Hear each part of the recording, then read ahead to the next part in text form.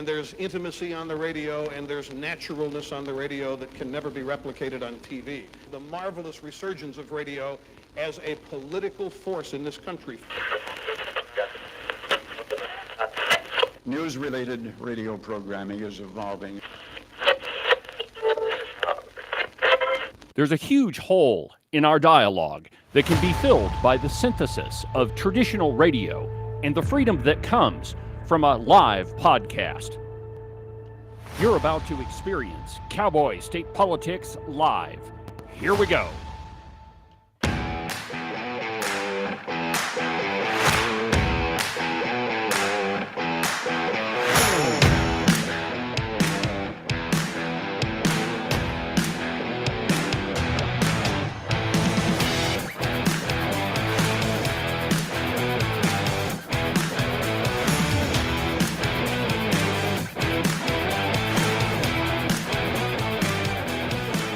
Good morning, my friends, and welcome to another tremendous installment from very high above all the puerile and insipid forms of Wyoming mainstream media.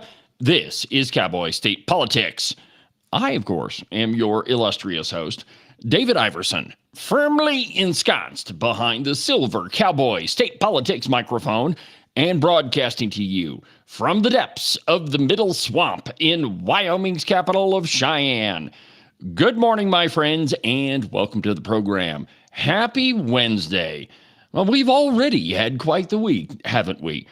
The budget session continued until late in the evening last night. I finally fell asleep I don't know what time I fell asleep, but I woke up about 12:30, and they were still going at it. And there were some great sound bites from the floor of the House. I mean, the Senate had adjourned a long time ago. You see, they decided just to go along with whatever the governor said. I mean, it's almost like they're kind of in his hip pocket and looking for donations from his PAC.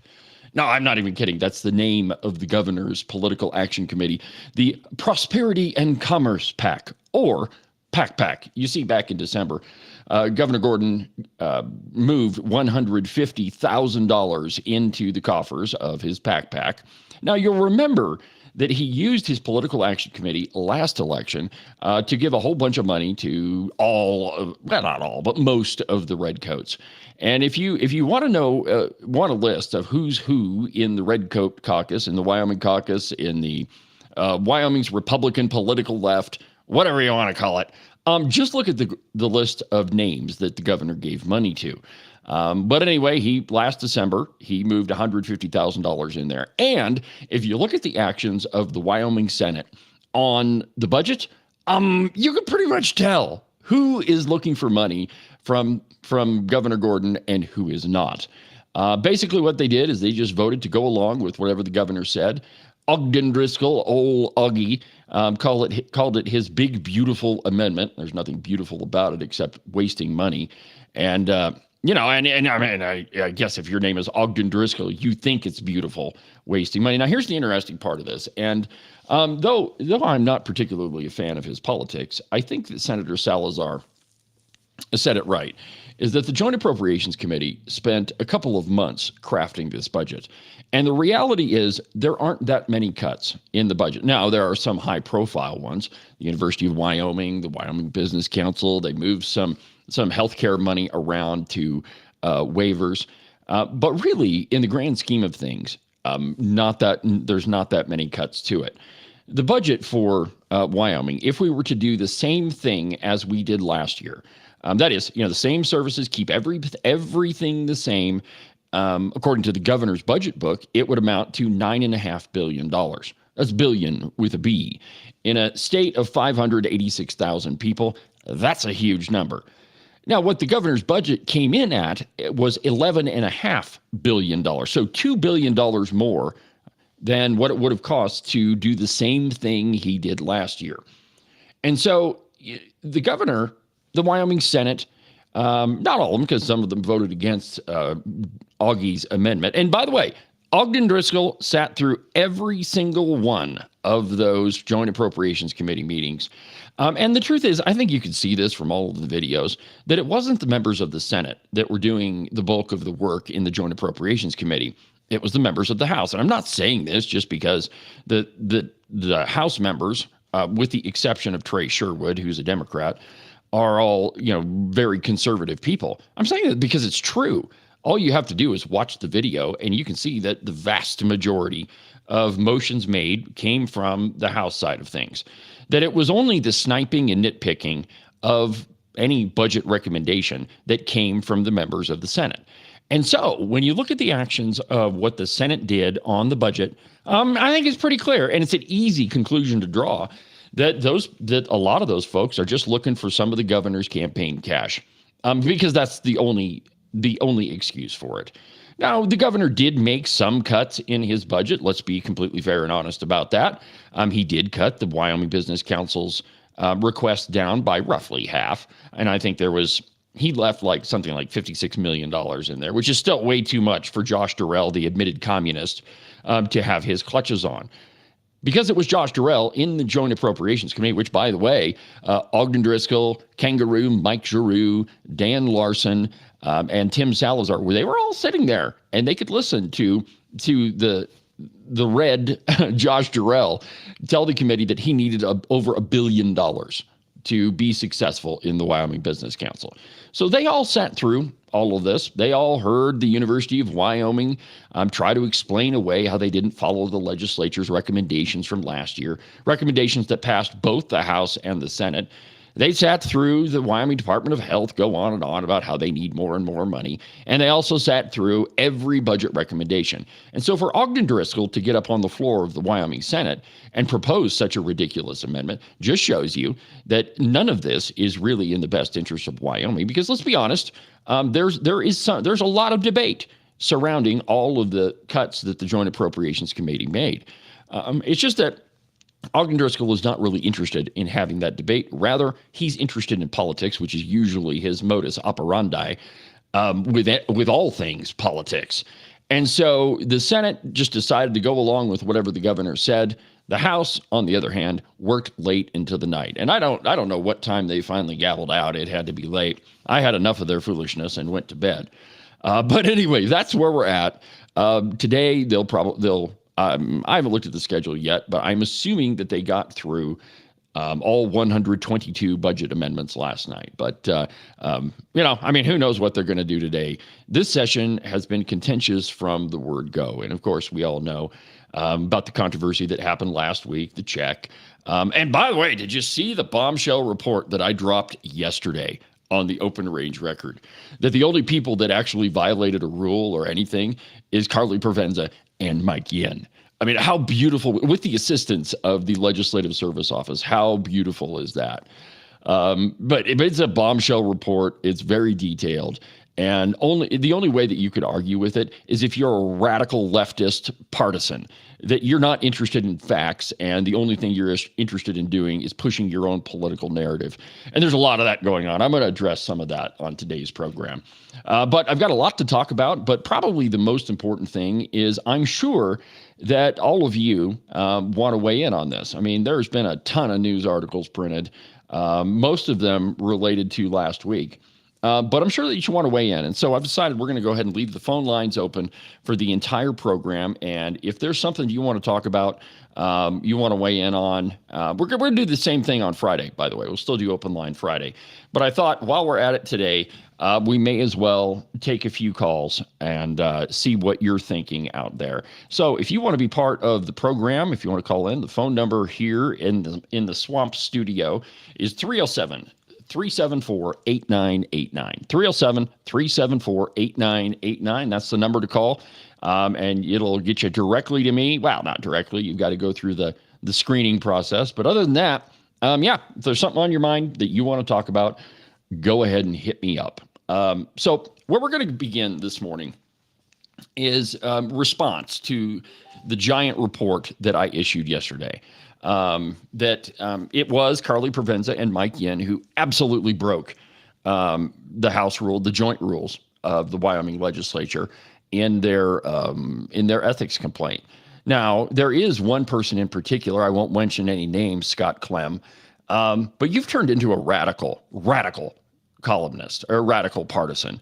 And let's just talk about Scott Clem for a minute. Everybody wants to talk about how Rebecca Bextill is a part owner of the Open Range Record, which she is, but I run it. And so, you can't trust anything those people say. It's Rebecca Bextill owns part of it. That's ridiculous. Read any of the articles, any of them, and they're entirely fair and balanced. Now, Scott Clem, on the other hand, let's talk about your association, shall we? Scott Clem is now a columnist for the Cowboy. Now, it makes sense that he would try to defend all of the so-called reporting that's coming from the Cowboy, which most of that is conjecture at best. There's Tom Lubnow, who threw out a whole bunch of accusations. Claire McFarland has been writing a whole bunch of really interesting stuff, most of which is not really based on fact. Because the Wyoming media, in total, has not cared about the facts. And there's a lot of examples of that, a lot of which I wrote in the article yesterday, that really the only people that have violated any of the rules is Mike Yin and Carly Provenza. And here's how that works out.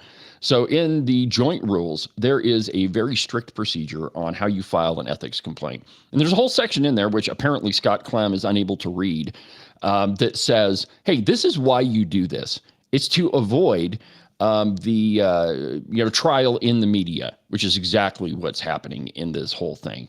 It says that a complaint has to be signed, that it has to be detailed, and that what you do is you attach any evidence that you have. And let's be honest, there's that picture. Okay, that's probably enough. And then you sign the complaint, you deliver it to whichever presiding officer you happen to be in. And then the person that's accused, in this case, it's Representative Darren McCann, he gets notified by management council that a complaint has been filed against him. And he gets notified in writing. And here's the reason for that, because everybody has the presumption of innocence. And that perhaps is the biggest crime of all that Mike Yin and Carly Provenza perpetrated, that they didn't afford a fellow member of the House of Representatives due process.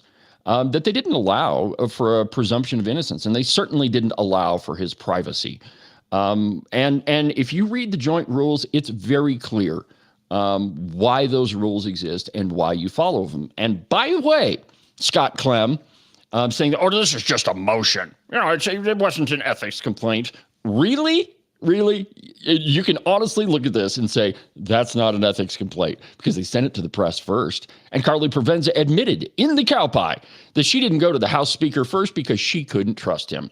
Well, Scott Clem, being the rules aficionado that you obviously think you are, you would know that there's no provision in the House rules that says if you disagree with them, that you can just completely disregard them. If you don't like Speaker Chip Nyman, you could just go around him and go straight to the press. That if you have strong feelings about it, that you don't have to follow the rules. That's not true at all. None of that is in there. In fact, Carly Provenza and Mike Yin both voted on the House rules before this session ever got rolling. So don't tell me, Scott Clem, that this wasn't an ethics complaint. Well, it actually wasn't, because they didn't write it out and they didn't follow the procedure. But don't tell me, and don't tell everybody else, that this is a big nothing burger. Why'd you write a big gigantic post about it if it's a nothing burger? See, here's the problem. You have people that are not in possession of all the facts. And there's a bunch of them that I haven't told you, simply because I'm just waiting I've got the popcorn popped and I'm just waiting for what's going to happen. But Scott, being the partisan columnist for the Cowboy that you are, it is completely understandable that you're going to defend one of your employers. And you know what? You used to be kind of a conservative guy until you became a county commissioner. And now you've kind of just turned into a radical establishment Republican columnist / county commissioner who obviously is in bed with all things leftist. And I mean, and I hate to say this because I used to like him, and you've been on the program before. But your response to the article is unhinged, that you don't know what you're talking about, and you're absolutely wrong. So anyway, I don't care if you're a former legislator or you're a columnist for the Cowboy, which, by the way, is ridiculous. I don't know of anybody that has, any conservative credentials left that would even think about being a columnist for the Cowboy. I mean, you're right up there with Gail Simmons. I mean, how does that feel, right? that you work for the same people, that your columns are published next to the same person that started the Frontier Republicans. Man, just relax, get your facts straight, and then write something. And by the way, when to accuse that piece of just being opinion, you're absolutely off your rocker. At least I check my facts, and at least I read up before I publish something. But anyway, so that's my response to that. You should go check it out. The article is published on the Open Range Record. And there's a quick little video update I did yesterday. That's why we didn't have a live program, because I was getting all that ready. Thank you for understanding on that, by the way. So anyway, there's a lot of really crazy stuff that's happening. But I think where I'd like to begin, let's do a little bit of humor from last night. Now, again, it was pretty late. I just woke up off the couch when I recorded these videos, but some of them are pretty funny. So let's go ahead. And this first one here is Lloyd Larson. And now you got to understand, and don't be too critical of all of this, but it's late at night. These guys have been working a long time. And, I don't really care if you're a leftist or if you're a conservative. Doesn't really matter. I mean, you have to have a little bit of fun. So here is Lloyd Larson. Just get a load of this. I think it speaks for itself. Tired. I don't see anybody in here tired. I see everybody getting dressed and ready for the dance. And here we are. And the band is playing. And this is like the best song we've heard all night. Everybody's jazzed up. Watch this. Because this is something that will help the state move forward. Right on. Right on, Double L Lloyd. See, I told you. I mean, you got to have a little bit of fun. Here's another one. And this one, it's only funny if you understand the context behind it. So Representative Harshman, he's got a couple of phrases that he's used throughout all of the years that he's been in the legislature. One of them is he's a football coach. And so he goes around the House floor trying to tell people, it's a good bill, good bill, good bill, good bill, good bill, bad bill, bad bill, don't vote for it, bad bill, good bill. So he really does. If you can watch him make laps. And recently he hasn't done it as much as he has in previous years. But he does his football coach thing on the floor. Now, the other phrase he likes to use is, this is a good little bill. Good little bill. It's a good little bill. And he'll get up at the podium and he'll say that, colleagues, this is a good little bill. You should vote for it. And so it's kind of a joke in the House of Representatives. And, again, you got to have a little bit of light-hearted humor. So here is Agent 29, Representative Pendergraft, responding to something that Steve Harshman said. Take a listen.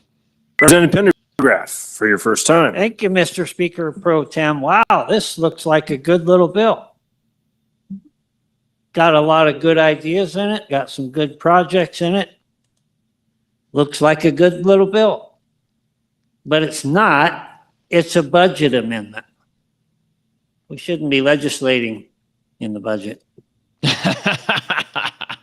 Okay, so it's funny because it's Representative Chairman Bear. Oh, hold on. Thank you, Mr. Chairman.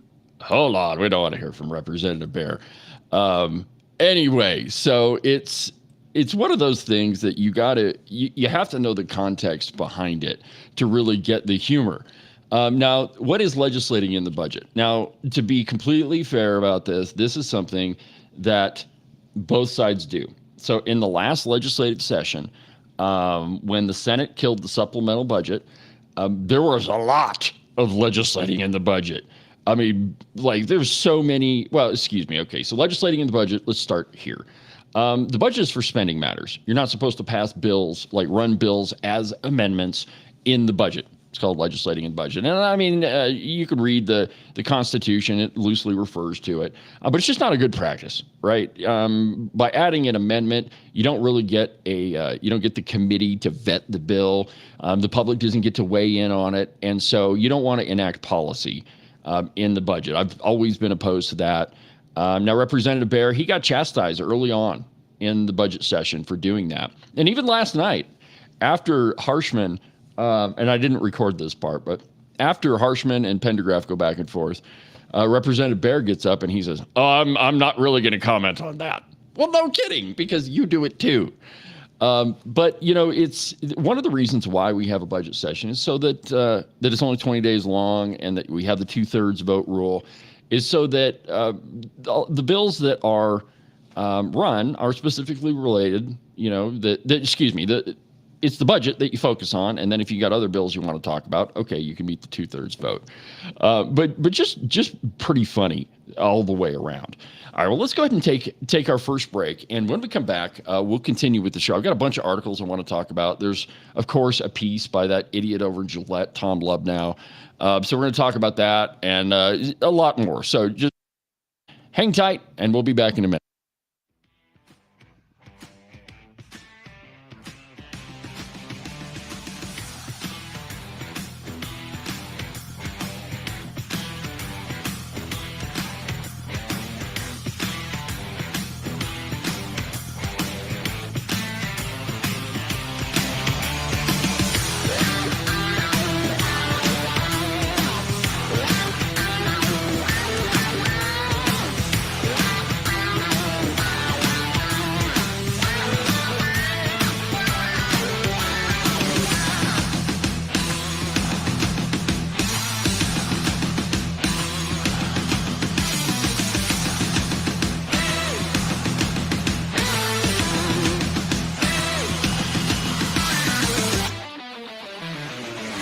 Are you tired of all the meaningless political drivel floating around right now? Endless commentary that really doesn't have anything backing it up? Do you long for the days of true investigative journalism coming from an authoritative source who really doesn't care how popular and apparently good-looking a politician is? Fortunately for you, that's what I do on Cowboy State Politics. New episodes are published every Monday, Wednesday, and Saturday, and you can get them anywhere that you get your podcasts. iHeartRadio, iTunes, TuneIn, really any of them will work. But the easiest way is just to go to the website, cowboystatepolitics.com. There, you can find all of the shows, as well as any of the articles I might bring up during the course of the program. Cowboy State Politics Live, the program you're listening to right now, is broadcast every Tuesday through Friday, beginning at 8 a.m. Pay attention to all of that other block-headed nonsense if you want. Just make sure that you don't miss an episode of Cowboy State Politics. And now, back to our program.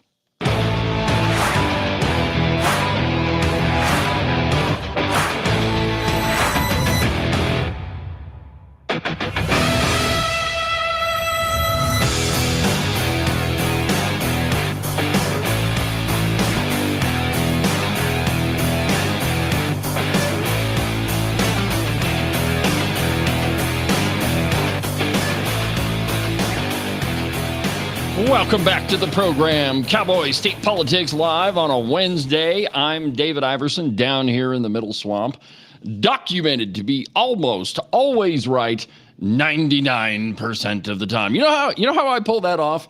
I actually check my facts first. Unlike just about everybody else in the media. And before the session started, I thought, maybe the Wyoming media would try to take up that challenge. Hey, let's try to get our facts straight before we do anything. But as you can tell, none of them decided to do that. One of the more interesting articles, I've seen it in a couple of places. One was Wildfile, and then the Newsletter Journal ran a piece. And it basically said, John Bear accepted a check from Rebecca Bextel. Okay. So it was a campaign donation. Didn't take place in the Capitol, didn't take place on the floor. So what is wrong with that? Nothing. It is an attempt. What is going on is an attempt to put a chill on conservative fundraising for campaigns. And so I would like to know where the line is, right? So clearly the floor of the House of Representatives is not the right place to be handing out campaign donations. That's wrong. We all know that. But what about the Capitol building, right? If you're walking through the hallway and you stop somebody, hey, man, I like what you're doing, saw how you voted on this thing. I'd like to help on your campaign. Is that okay? What about outside the Capitol building? What about in a restaurant? What about in a library? What about you're walking down the street? In somebody's living room, having coffee. Where is the line? Well, apparently, Governor Mark Gordon has decided that the line is not anywhere on state property. And so he issued an executive order yesterday that saying that no campaign fundraising can happen on state property. Now, Gov, I have a really good question for you. And I want to be completely fair and balanced about this. In fact, I may walk down to the governor's office today and just ask this question. Where exactly were you when you transferred $150,000 into the PAC? Stupid name for a political action committee. Anyway, where exactly were you? Were you sitting in your office or were you at home? Where does the governor live when he's in Cheyenne? Oh, yeah, at the governor's mansion, which, correct me if I'm wrong, but is also state property. So where exactly were you, Governor, when you issued that wire transfer, which I'm assuming that's what it was? Were you in your office? Were you at home? Did you get in your car and did you drive off of the grounds of the governor's residence just so you could make this campaign donation? Where were you? Or are you going to say that it was completely okay because you hadn't issued the executive order? Anyway, here's the other problem with that. The governor's executive order should have been titled, or that his press release should have been titled anyway. The governor issues executive order banning free speech on state property.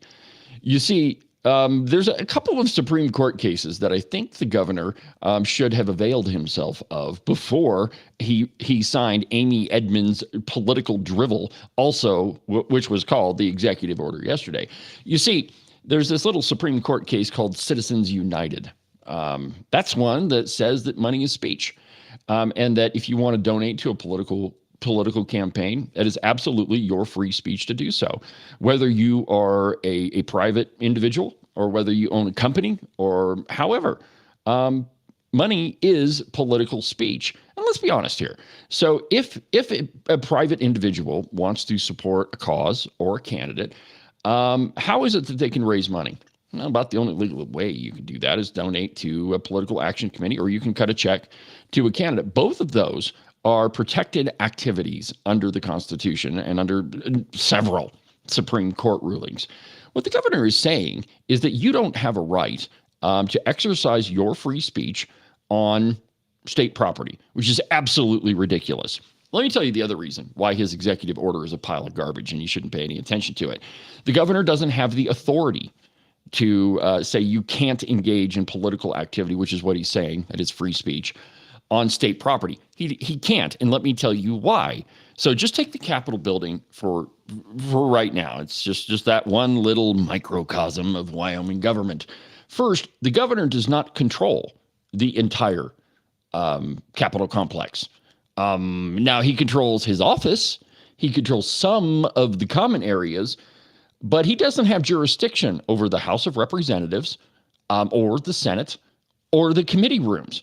And here's the funny part about it. So he issues his executive order, and then immediately he has to talk to counties. I think it was in County 17 News, and I've got the piece here. Just give me a second. No, that's dummy Ed Cooper. We'll talk about him in a little bit. Here we go. County 17 News. Governor Gordon signs executive order prohibiting campaign contributions on state property, which of course he cannot do because he doesn't have the authority to ban all campaign contributions on state property. But here's what the article says, and we'll get into it. And I quote, Governor Mark Gordon recently announced that he has signed an executive order that prohibits solicitation, delivery, or acceptance of campaign contributions on property where state business is conducted. Too bad he doesn't have the authority to do that, such as state office buildings and commercial buildings where the state leases offices. This also includes the Wyoming State Capitol and Capitol Complex. Kind of.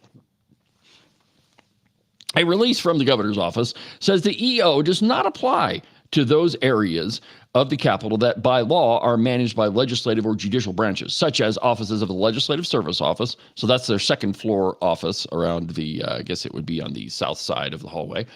Legislative Service Office committee rooms, so those are downstairs and down the hallway. So we're kind of getting we're kind of whittling down the governor's jurisdiction here a little bit. And the Senate and House chambers. So really, the only place in the Capitol complex that the governor has jurisdiction is his office and the common areas. Other than that, all the other places which are managed by other branches of our government are outside of the governor's control. Let's see. And then it goes on to hammer away at Rebecca. Quote, the investigation was launched after the Wyoming House voted to launch its own investigation following reports that Rebecca Bextel, a realtor and conservative from Jackson, entered the House floor area after adjournment and delivered campaign donation checks to lawmakers on behalf of a Teton County voter. Let's see here. Our capital belongs to the people of Wyoming. Even the appearance of any inappropriateness should never be ignored. Now, I happen to agree with the governor on that one. My duty is to act to ensure the highest level of integrity is enforced for the people of this great state. I'm doing so today of the state over the spaces I have control over, which is not very many, by the way. Gordon says, I, like most Wyomingites, believe the House and the Senate floors are hallowed places for doing the people's business. Now, again, my question for the good governor, where were you when you executed that wire transfer? Where exactly were you, Gov? Were you sitting in your office? Were you at home, which also belongs to the people, the people's house? That's what we call the White House, and that's kind of what we should refer to the governor's mansion as. Or did you get in your old pick-em-up truck and did you drive down the street and did you initiate the wire transfer from your phone? I doubt very seriously that any of that happened. I don't think the governor left his office or his house, wherever it happened. And so let's just be perfectly clear here. Any policy has to apply to the governor all the way on down. And if you're going to be hypocritical about it, then don't issue the policy at all. Secondly, there's some serious questions as to whether his executive order is constitutional at all. Now, I'm not a lawyer, nor do I play one on the radio, but I'm just saying, man, I can read. And maybe Amy Edmonds, who obviously wrote the press release, former partisan podcaster person,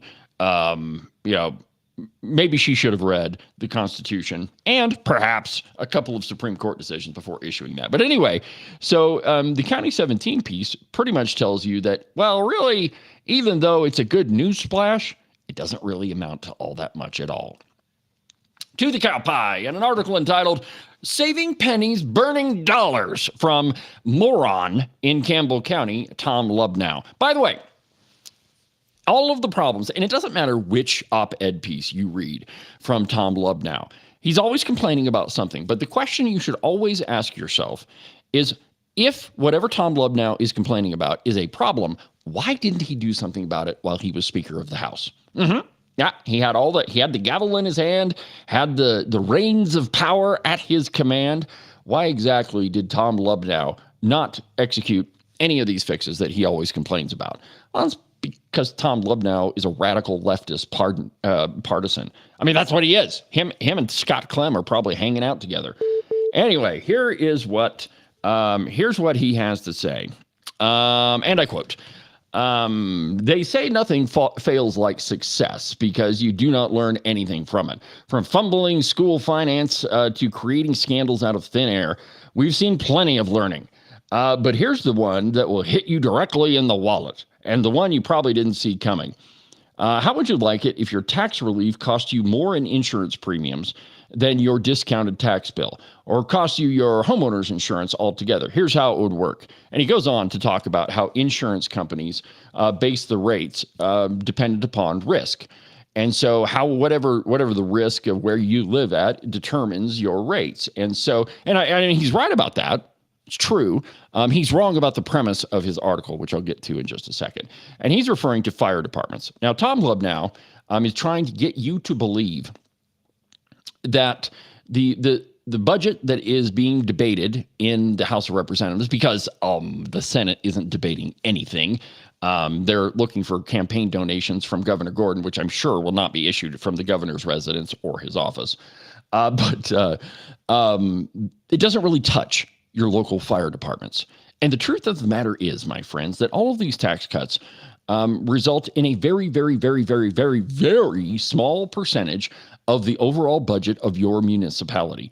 And even the big one, right? The 25% tax reduction that was Senate File 69 that was passed last year, even that one does not result in that big of a revenue reduction for counties across the state. In fact, in Sheridan County, I think it was a little over 5%.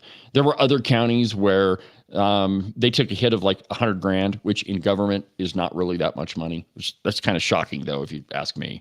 Ken and I have this conversation all the time that, before this whole government thing, $100,000 was a lot of money.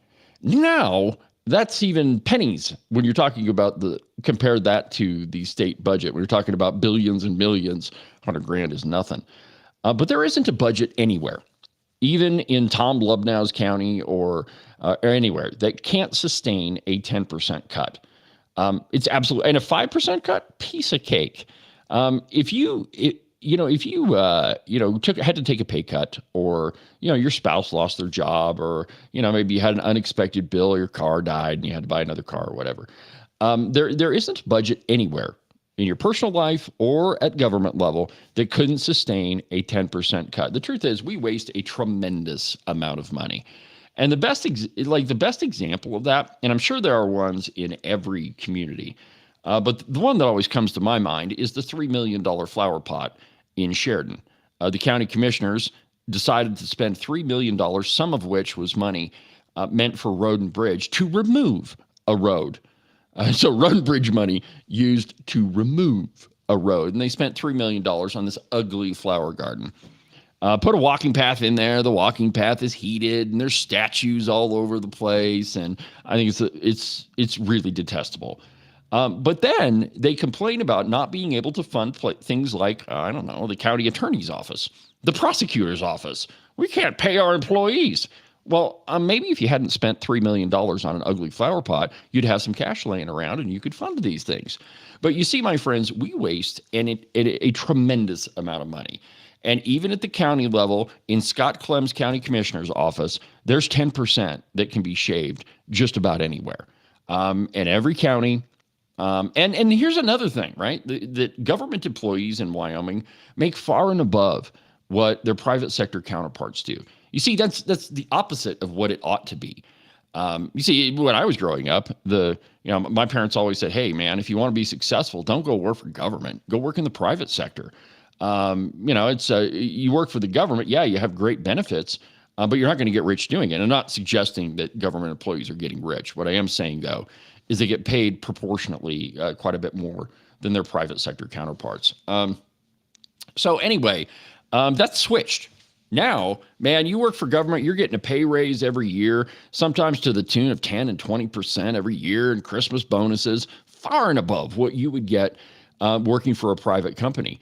So we flip-flopped everything in favor of government. Now, for Tom Lubnau to claim that any of these budget cuts are going to hit local fire, the only way that any of these budget cuts would hit a local fire department is if the local officers, the local elected officials did that on purpose to make a point.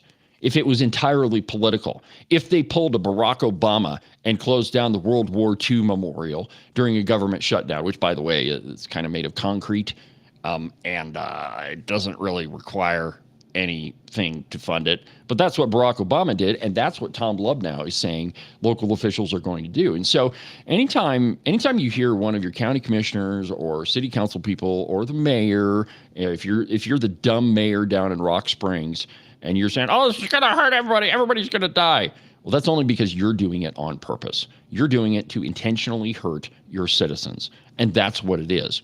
So all of Tom Lubnau's arguments in his op-ed are based on a false premise that these budget cuts are targeted at local fire. That's bull crap. And the only reason they would be is if local elected officials were trying to make a point and hurt their constituency. And don't think that partisan hack redcoats are above that, because they're not. During it was a supplemental budget debate, the Cheyenne Fire Department had the Capitol lined with fire trucks. They had people in uniform stand up in the gallery trying to intimidate legislators. I mean, it was obscene. And in the end of it, and after all of it, none of them had to take a pay cut. It's all performance. It is all politics. And anytime you hear people like Tom Lubnow try to claim that, oh, it's going to hurt everybody, everybody's going to die. Yeah, well, he's just doing that to make a political point, and none of it's really true. So there's another op-ed in the Cow Pie, and this one's from our old pal Ed Cooper. You know, the Ed Cooper who claimed that the Freedom Caucus gets paid $30,000 if they vote right. Which, by the way, I had Andy Roth on this program, the president of the State Freedom Caucus Network, who, by the way, Claire McFarland talked to after this episode. Of course, she doesn't watch this show. No. She doesn't pay any attention to what happens on Cowboy State politics because, it's just not news. No, we don't break any news here. But Claire McFarland, even she interviewed Andy Roth and asked him, hey, are you giving money to all these people if they vote right? And he told her, and anybody else that's listening, Ed Cooper, you should have been paying attention. But so we had one of our journalists contact Ed Cooper and just ask him about his claim in the Grable Standard, which is where it first happened, that Freedom Caucus members were getting $30,000 if they voted right. And in the phone call, he kind of walked it back. He didn't say that he was wrong. He didn't say that he misspoke. He said, well, I can't substantiate it. And when I can, I'm going to reissue this. And by the way, I'm admitting that I made a mistake. So I'm the hero in this big lie. Yeah, bullcrap. But just to refresh your memory, here is that phone call between our journalist and Ed Cooper. Take a listen to this. Go ahead. Yeah, so that information has been out there for quite a while. I couldn't tell you exactly where I got it. There's it's not several true. People that have told me that over the past 6-8 months. They made it up. I'm afraid I can't substantiate it in writing. Because it's not true. As such, when that came out over last week, that story, I put a letter to the editor into the Grable and Basin papers. Not the Cow Pie. Stating that I haven't been able to substantiate that in writing. Because it's not true. And that I apologize to their readers. When I do get substantiation of it, I'll put that information out there. Yeah, I bet you will. In the short term, in the interest of transparency, I can't substantiate it in writing. So yeah. Here's the best part. Unfortunately, that's hearsay, but I'll substantiate the hearsay. Dealing these things every day, tell me it's absolutely true.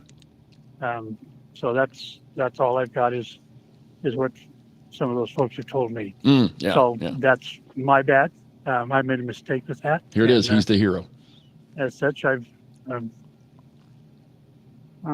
guess I'd stand by the statement. I think it's probably true, but unfortunately, I can't substantiate in writing, so I have to report it as hearsay. And so that's what I've done with my letter to the editor that I put in over the weekend here. So. Okay. Would you be willing to? All right. Well, it goes on for a while, and I'm tired of listening to Ed Cooper. In the end, he says something to the effect of, we need more of this environment when people make a mistake. We need them to own it, and that's what I'm doing. And so he tries to paint himself as the hero in this whole thing when he knows what he's saying isn't true, because it's just a story that's been made up. Now it's true. The State Freedom Caucus Network has given money to the campaign arm of the Freedom Caucus, their political action committee. But there's nothing wrong with that. It's no different than Governor Mark Gordon giving $150,000 to his Prosperity and Commerce PAC, which is still the dumbest thing I've ever heard. Well, anyway, here's what Ed Cooper writes in the Cow Pie, and he's responding to this whole check thing. And he says, respect for the people's house. And I quote, money's dominance over politics is the number one problem our nation faces, except when the money is given to leftists like Ed Cooper, of course, who I'm going to have to go back and look, but I would be willing to put $1 on it that Ed Cooper took money from Governor Mark Gordon. But you see, when it's fundraising on their side, it's not a problem, right? If they are amassing money from, say, I don't know, people like Americans for Prosperity, that's not a problem. No. It's only a problem if conservatives fundraise. Anyway, it's the number one problem that our nation faces. It's a growing crisis that prevents us from tackling anything else. We've now reached a turning point. Either we are a country that makes decisions based on the common good. The common good is a myth, by the way. Or where the size of your wallet determines the worth of your ideas. Either we uphold the values of representative democracy. It's a republic, not a democracy, idiot. Or we allow greed and wealth to destroy the great American experience. See, and it's all this like grandiose, we're destroying the very fabric of our country. No, we're not. It's called free speech. And yeah, we'll all admit that wrong place, wrong time, but the optics are bad. Hey, by the way, I wonder how bad the optics are for the governor initiating that wire transfer, either in the governor's mansion or in his office, which the more I think about it, I'm going to walk into the governor's office and see if I can talk to him. Not that he will, but I'll just ask him. You know, if we're having an honest debate about this whole thing, I see no reason why we shouldn't include his campaign financing. Let's see here. Ed Cooper. Wyoming's plagued by money from unknown sources. You bet you are right about that. It's called Americans for Prosperity. And who gives money to them? Because they certainly dump a tremendous amount of money into the campaign coffers of your political allies, Ed Cooper. But you're not calling them out. You're not calling out the Arabella advisors and the Bill Gates and all of them. By the way, make no mistake. Those leftists do operate in Wyoming politically. All you got to do is do a little bit of research into all these groups and you'll find the connections. You know, one of my favorite things to do, and it just started, you know, during the session, but I'll get all of our journalists together, and we'll just kind of like bounce ideas off of each other. Hey, I'm looking at this story. And so far, the few times that we've been able to do this, they just kind of, oh, hey, I found this out about this group. This is fascinating. Look at this. Oh, and this guy, he took money from over here. And it's a heck of a lot of fun because these connections are everywhere. You just have to look for them. And for Ed Cooper to claim that it's just the one side, it's these evil conservatives, it's dark money, spooky dark money. Quote, those of us who won often find ourselves, and he's talking about the last election, find ourselves working for our constituents against colleagues who are beholden to shadowy groups and donors who don't live in Wyoming.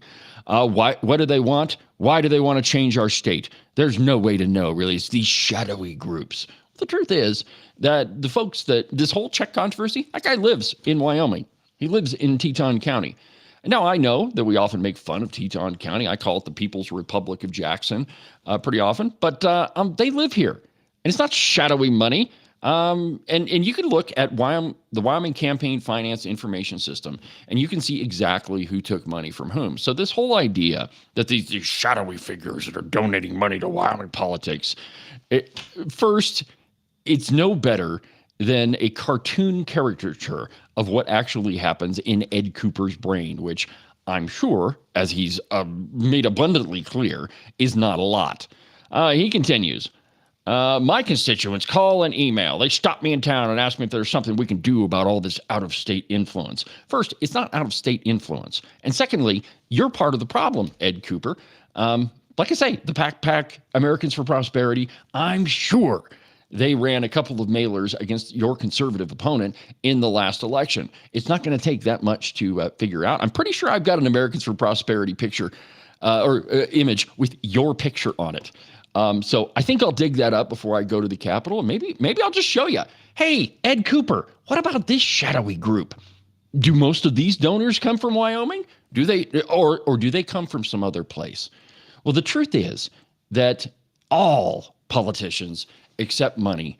And when you are a poor guy running for office, and you know most people who are running for office in Wyoming are not wealthy individuals. I mean, really, why would you want that job if you can, go skiing all the time and go play golf whenever you want? I mean, why would you really want that job? Ken says all the time, hey, you run for office and you never realize how much work goes into it. And the truth is, and I'm not going to put Ed Cooper in this category because I don't know, but the legislators that I do know, they work really, really hard. It's even hard for me sometimes to get a lunch with my producer. And, when we're not in session, I see him just about every day. So, I mean, he's a busy guy. Most legislators are. And it's to say that the people you disagree with are working at the behest of some shadowy group. It's not only disingenuous, it's wrong, and it's completely hypocritical. Because I'm sure, Ed Cooper, that when I look back, I'm probably going to find a picture, an Americans for Prosperity picture, image with your face on it. Pretty sure that's going to happen. And most of that money didn't come from Wyoming. All right, let's move on. I got another piece here. Let's see here. That's Governor Gordon. So ain't nobody stabbing nobody. Wyoming House Senate battle Tuesday over the budget. Now, the Wyoming House, it's every House of Representatives, not just in Wyoming. They tend to be a little bit more raucous than the Senate, even at the national level. The Senate is referred to as the saucer that cools the teacup. That when you get 435 people in a room, which they're rarely all in the same room at the same time. I would love to see that if that were to happen, but it probably doesn't happen very often. So the Senate is supposed to be the more deliberative body. In the case of Wyoming, it's just the more liberal body that is in the hip pocket of Governor Mark Gordon and will just do his bidding. Not all of them, but it's controlled by redcoats. Bo Beitman is the reason that happened. He let it happen. He traded the majority floor leader position to Senator Slithers and all of the committee chairs so that he could be president. I think that's pretty obvious. You look at the results of that. And that's what happened. But anyway, things got a little bit raucous yesterday in the House of Representatives when Mike Yin stood up and he started disparaging the Joint Appropriations Committee, and he suggested that I can't really trust these people. Now, to that, I think that he may have a point, because when Bob Nicholas, Mr. It's a pandemic of the unvaccinated, yeah, he actually said that on the floor. Anyway, I never trusted anything that came out of his mouth, and I don't think that anybody else should either. And I don't think that you should trust what a politician says. However, when you have the Joint Appropriations Committee, which works on the budget for 2 solid months, and I know solid is maybe a little strong word, but I mean a lot over 2 months. And they give you a recommendation. They tell you, well, hey, this is where the money's going. This is what we're doing. And you could say, look, I'm not really down with this whole idea on this amendment. That's fine. But to publicly disparage what the Joint Appropriation Committee does, and then to take it a step further, well, you kind of deserve to be gavelled down. Now, this video clip is a little bit long, but I'm going to play it for you just to show you what the temperature is in the Wyoming House of Representatives. So take a listen, watch this. It's a little bit long, but you'll get the point when we get to the end.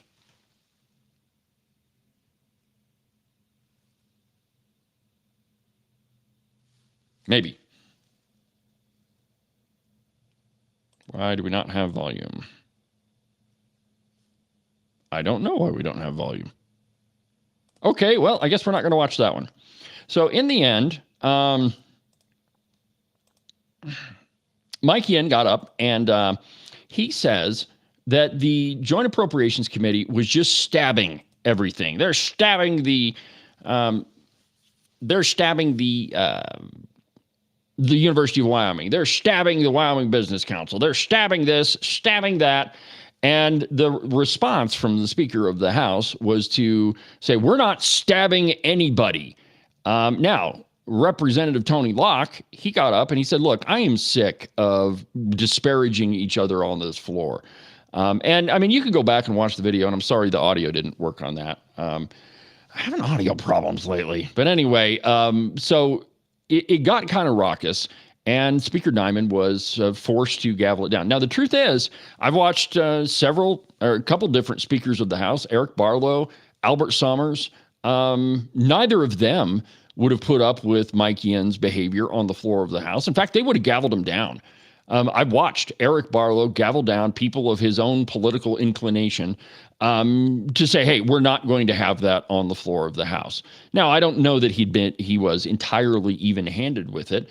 Let's be honest. Chip Nyman at one point said the word crap on the floor, and he got gavelled down. But Lloyd Larson could say the word damn, and he didn't. But And there's lots of cases of both he and Albert Summers running kind of a tight ship. And yeah, you just heard me give Albert Summers kind of a compliment. They didn't allow this sort of extreme behavior on the floor of the House of Representatives. And I think it's just symptomatic of, tensions being high, and you get involved in an argument, and, you're working hard. Like, Lord knows they worked until the early hours of the morning yesterday. So anyway, I'll try to get that soundbite put together for tomorrow. Sorry it didn't work today. But anyway, there's a lot that's happening. I'm going to head over to the Capitol and see if I can get a few minutes with the governor and see if he will answer a question, or maybe one of his staff. Maybe I'll talk to Amy Edmonds and see what she has to say. But I'll talk to you about it. And by the way, there's a lot of stuff that's coming on the Open Range Record. This morning we published a piece on House Bill 10. House Bill 10 was the one about obscene materials in libraries. It's not a book banning bill. It's not taking books out of libraries. The thrust of the bill is to take obscene material out of the children's section of the library and put it in the adult section. That's the main part of it. And now, if it's a school library, that's entirely different, because there's no reason to have that sort of stuff in a school library. But it's a good piece. Go check it out. We're going to have a couple more things we're going to post today. And so there's just lots of more news coming on the Open Range Record. But that'll about do it for today's installment of Cowboy State Politics. Make sure that you don't miss the Cowboy State Politics podcast, this show, the Open Range Record. There's a whole bunch of content that's coming from Cowboy State Politics. And I have to tell you, my friends, that this program, the Open Range Record, we're the only ones that are actually doing journalism.